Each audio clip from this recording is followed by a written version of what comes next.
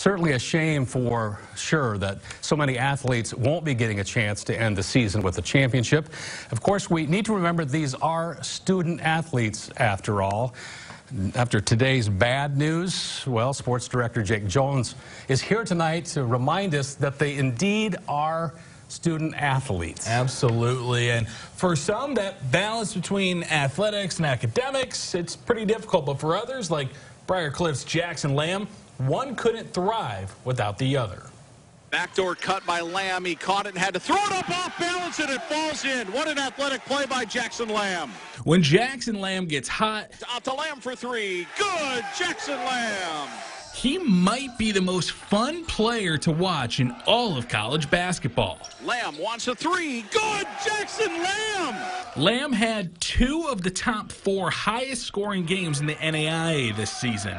One in the Chargers season opener against Graceland, where he scored 49 points in a double overtime win, and the other coming on January 29th when he scored a career-high 54 in a road win over Mount Marty. Jackson Lamb for three. Well, I just try to get out of the way, to be honest with you, and not screw it up. Now spins to the right side and lays it in. Jackson Lamb. That kind of production doesn't happen by accident. It's a result of the preparation that Jackson puts into everything he does. I come in and I'll shoot on the gun for 30 minutes, probably make 150, 200 threes. But Jackson's preparation skills don't just apply to basketball. Lamb is also one of the Chargers' most accomplished in the classroom. You got to do what you love to do, and I love to play basketball, but I love to study. Lamb was named the 2019 Emil S. Liston Award winner, which goes to the nation's best student athlete for their numbers on and off the court. Talking 250-some NAI basketball programs, and there's one winner for that, and Jackson won that. And, you know, to even be nominated, you have to be above a 3.75 student, and you have to be a really good basketball player. Jackson says his focus on his studies has a lot to do with the talk he received from his coaches as a freshman. He's like, I want you guys here for your athletic talent, but academics are more important. And he told me that, and I really took that to heart. You got to work hard on the court, but it also takes time in the library, time just to yourself studying and really honing in on your craft. I think it's of the utmost importance because we're not producing NBA players from Briar Cliff. You know, we want to make sure we're doing everything we can to help prepare these guys for life after basketball. But trying to balance schoolwork while still being a top 5 scorer in the country isn't easy.